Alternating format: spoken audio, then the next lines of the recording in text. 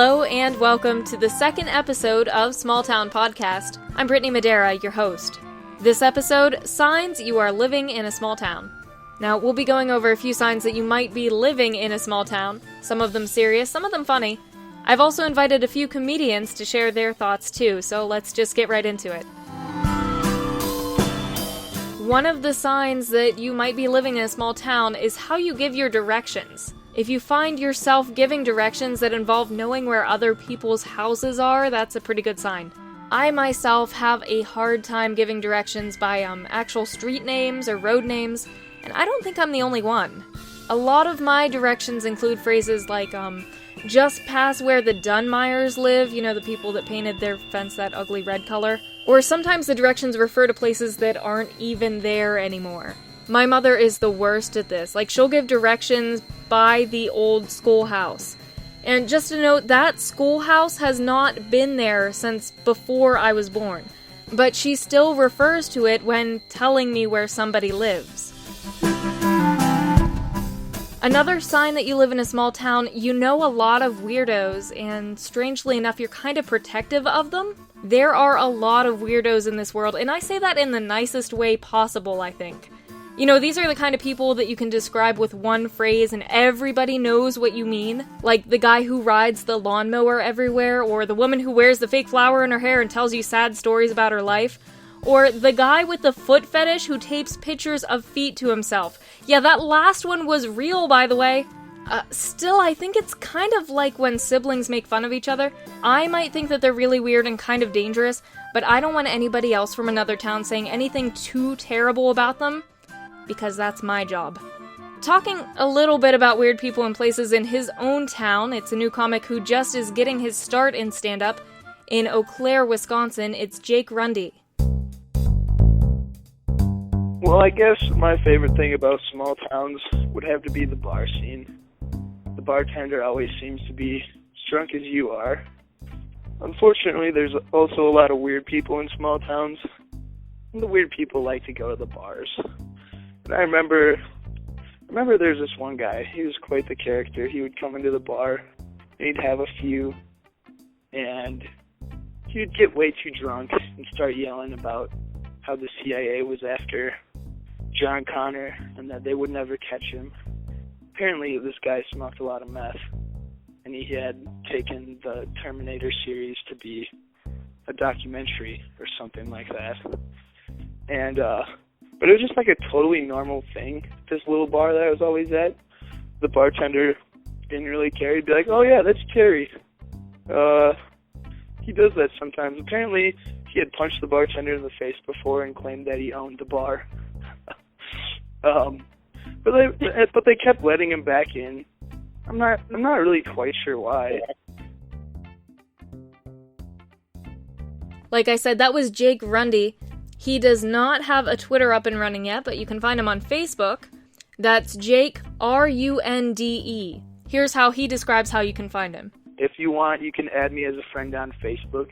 My name is Jake Runde. I'm the guy with the backwards hat holding a football with a cigarette sticking out of my mouth. So drop him a line, give him an encouraging word, because comedy is a very scary business, but I think he's off to a good start.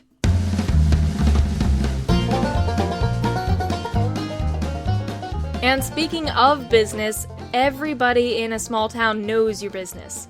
Small town people can be kind of nosy. Everybody knows that. Now, we might phrase it as caring or concerned, but there's definitely sort of a nosiness to it. In a big city, you can disappear into the woodwork and you can do just about any kind of crazy thing before anyone starts to gossip about you or what you're doing with your life. But here, most of our stories revolve about who is doing what to whom, and does his wife know about that? And a la The Simpsons' Helen Lovejoy. Oh, won't somebody please think of the children? I am a sucker for a good story, and real-life stories from real people make the best stories. Yeah, I know that makes me a gossip, but you know what? You do it too. Another sign that you live in a small town, festivals and fairs are a really big deal. And they are that big deal because it's one of the few events that you don't really have to leave town to enjoy. And those festivals are weird. They usually focus on fruits and vegetables or food. And not at all that is a bad thing. I love food. Depending on where you live in the country, you could see an oyster festival, onion festival, garlic festival, potato festival, and it's starting to sound like the beginning of a really tasty recipe. Close to where I live, we have a small blueberry festival, and though it's nothing in comparison to what some of the other towns do, I'd like to eventually focus an entire episode on these kind of weird small town festivals, so I won't continue for too much longer on this topic, in hopes that maybe I'll be saving it for an upcoming podcast. Just know that if the main thing you look forward to each year is the annual Lentil Festival, you're probably not living in a big city. The annual county fair is also a really big deal. In Clearfield County, where I grew up, it was the one time a year where we got to see some really, quote, famous artists. I remember my first concert, I was 13. I went to the county fair with my best friend to see Cheap Trick. I want you to want me.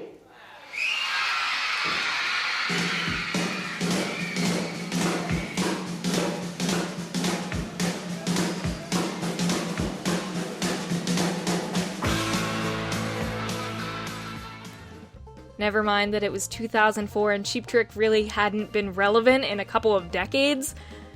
We loved it though, and we thought that we were so cool for getting to see them.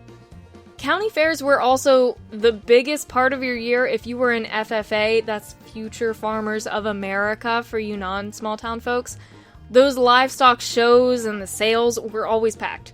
And there were even some races that you could attend, and I'm not talking about car races here. More on that coming up in just a second with New Jersey comedian Frank Mitchell.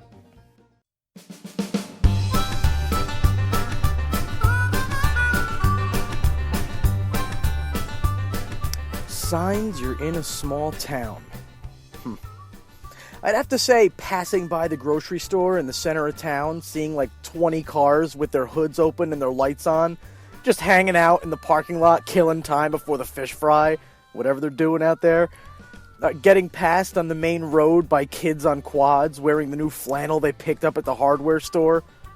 Seeing signs for chicken racing. Chicken racing. Yes, racing chickens. And the line right under chicken racing is, all entries must be in by 5 p.m., meaning that this isn't just an event that people go to watch chicken races. This is something that people go, bring their own chickens, and enter it into the race. Your own chicken. When you're about 5 minutes past the last 3 street lamps in the entire town, and you're driving by houses that would make Leatherface shake in his apron, and people say, well, that's the charm, Frank. Yeah, it's the charm. It's also the loving, nurturing habitat of a serial killer. There's no charm in being skinned and turned into a couch because someone's chicken lost a big race.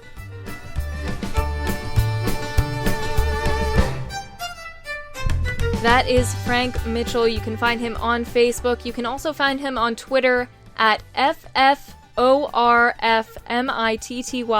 F4FMIDI.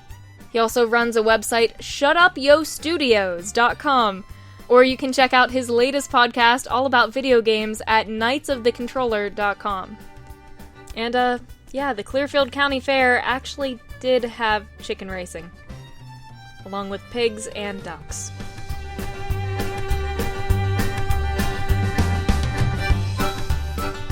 Another sign that you live in a small town. People love America.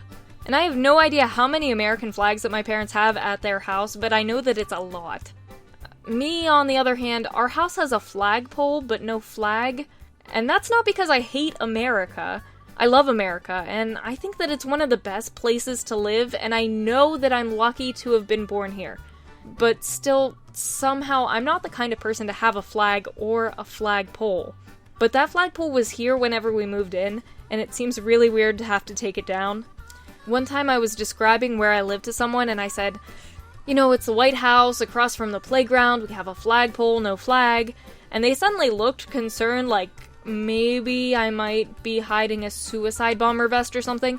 And my mom even gave us a flag to hang up, but we still have not put that up for some reason. That reason is probably because I'm lazy. Like I said, I love America, but do I love America enough to climb a ladder?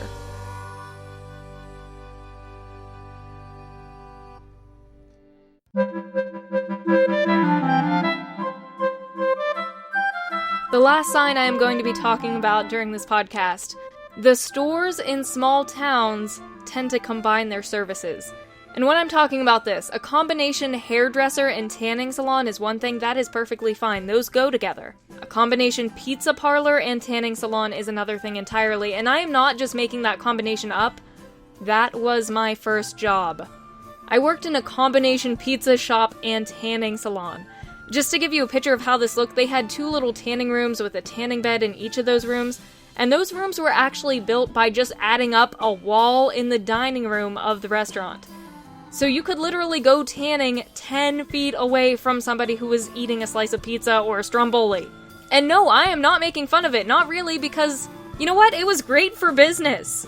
People would come in and pay to go tanning, and they would tell us, hey, I'm planning on tanning for about 15 minutes. Could you have a pizza ready by then? That is smart business.